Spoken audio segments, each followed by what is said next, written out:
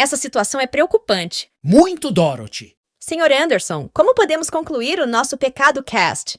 Todos nós precisamos compreender o pecado tal como ele é para o Senhor e se apresenta em suas escrituras sagradas.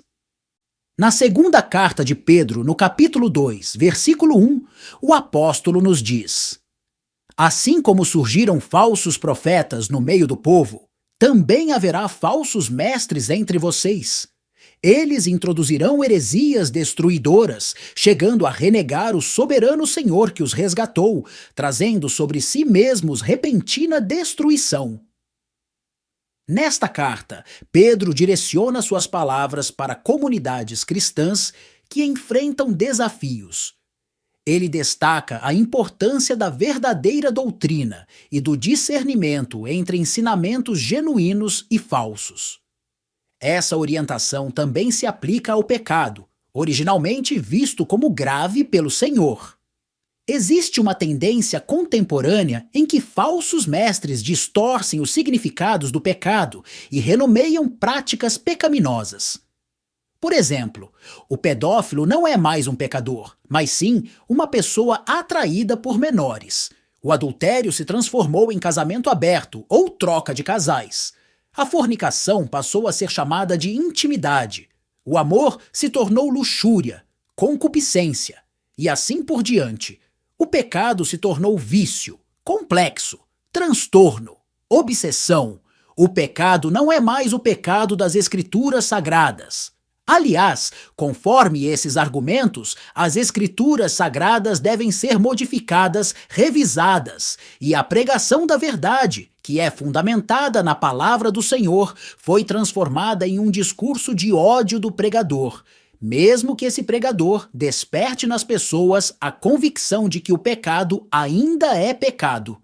As pessoas se preocupam em não ofender as outras pessoas, mas não se preocupam se ofendem ao Senhor todos os dias com o pecado. Esta tendência é mundial e pretende minimizar a gravidade do pecado e questionar as Escrituras Sagradas. Este desvio é uma heresia contra Cristo Jesus. Aqueles que vivem no pecado negam a salvação proporcionada pela expiação de Cristo, pois optam por uma visão hedonista da vida. Precisamos exortar as pessoas que vivem em pecado.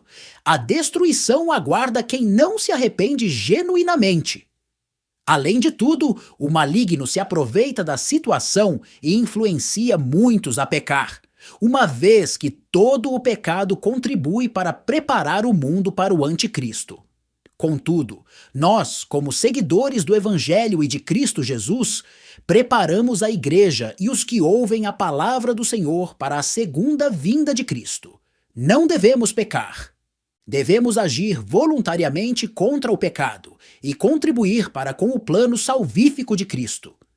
Estamos em uma guerra espiritual e é importante dizer: o caminho da salvação permanece aberto.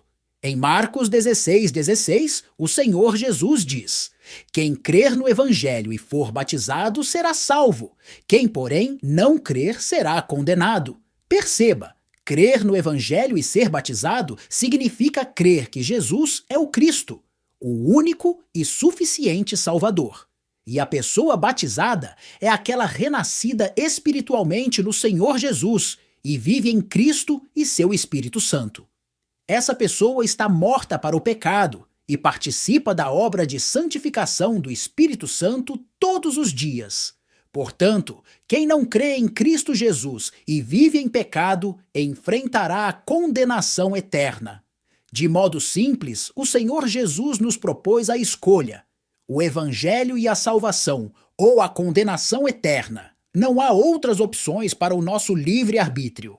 O que muitas pessoas ainda não entenderam é que o pecado danificou o ser humano e o mundo, e eles precisam de conserto. Em Gênesis 1:31, observamos que tudo o que o Senhor Deus criou é bom. Isso significa que tudo estava em perfeita ordem e equilíbrio, pois respondia aos propósitos do Senhor e manifestava a sua bondade abundante. Essa ordem e equilíbrio ocorrem parcialmente hoje. Por exemplo, o sol ainda brilha e traz luminosidade e vida. As árvores ainda são agradáveis aos olhos e possuem bons frutos comestíveis, e assim por diante. Porém, ao pecar, o ser humano rompeu seu relacionamento com o Senhor e trouxe caos e desordem para o universo governado pelo Senhor. Os problemas que vivemos no mundo contemporâneo decorrem do pecado. Por exemplo, a pornografia e a exploração sexual de menores foram criadas pela imoralidade sexual, pela luxúria e a concupiscência. A degradação ambiental, o efeito estufa, o consequente aquecimento global, os desmatamentos e a poluição foram geradas pela ganância, pelo amor ao dinheiro e cobiça que sustentam o progressivo livre comércio e as indústrias. No mundo, há muita profanação, violência, consumo de entorpecentes, homicídios, dentre outras práticas pecaminosas, que foram geradas pela impureza, pela libertinagem, idolatria e feitiçarias. É evidente que ainda existem coisas boas, como a família, a busca pela justiça do Senhor, o amor, a fraternidade, dentre outras coisas. Mas o ser humano e o mundo se tornaram algo distinto daquilo que o Senhor desejou. Dorothy, se você me permite, eu gostaria de ilustrar esse fato com uma pequena história de inspiração bíblica. Por gentileza, Sr. Anderson. Antes de prosseguirmos, quero pedir para você que nos acompanha que se inscreva no canal e deixe seu like, porque assim o YouTube entende que o conteúdo é importante e recomendará os episódios para outras pessoas que também se interessam e precisam da palavra do Senhor. Além disso, você ajudará o canal a crescer, ok?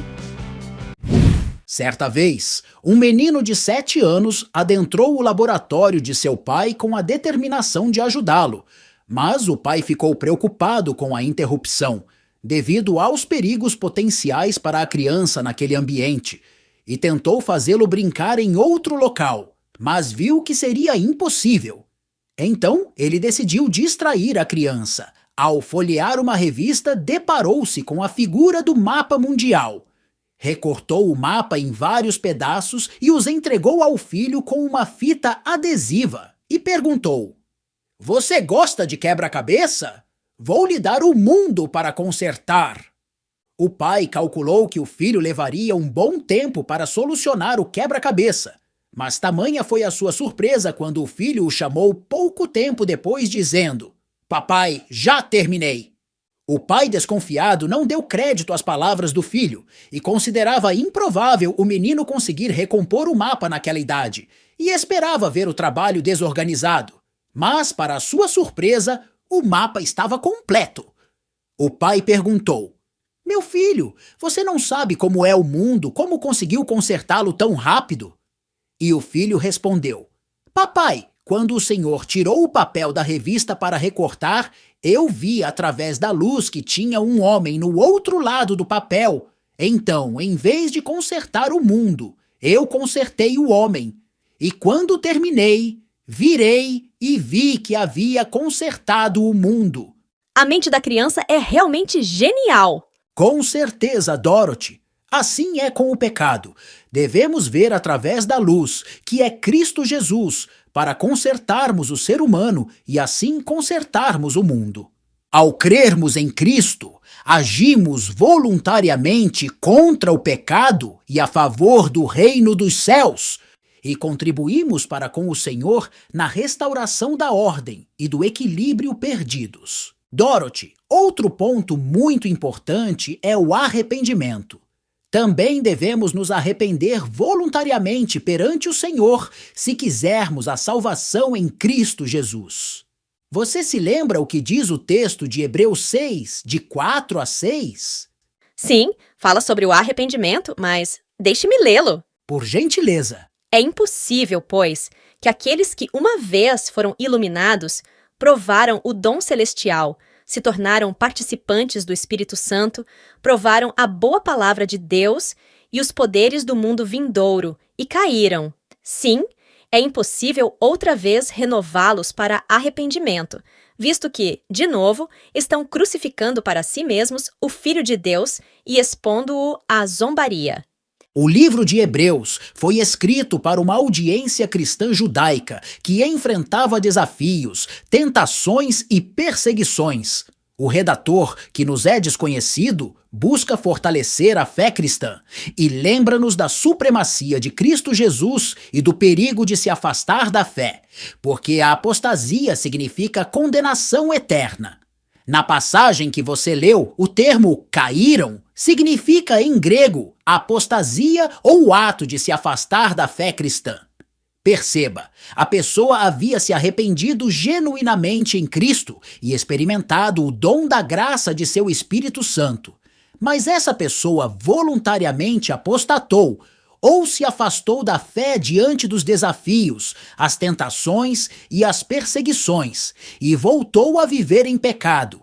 E nesse estado pecaminoso, já não pode mais ser renovada para o arrependimento, pois crucificou Cristo Jesus para si mesma.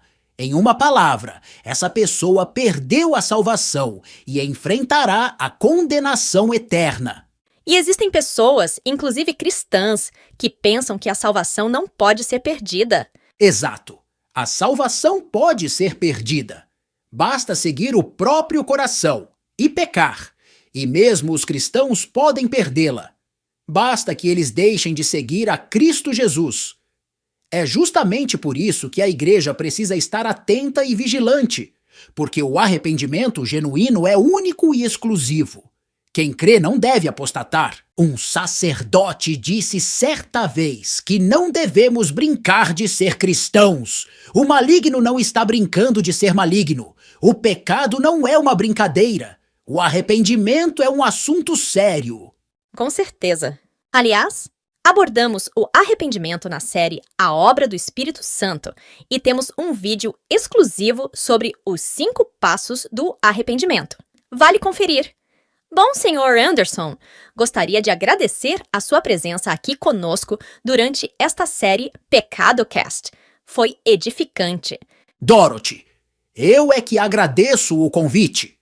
Espero que a mensagem alcance o maior número possível de pessoas e que elas sejam tocadas e vivificadas pelas Escrituras Sagradas e que o amor do Senhor Deus, a graça do Senhor Jesus e a comunhão e as consolações do Senhor Espírito Santo sejam convosco. Amém, amém e amém.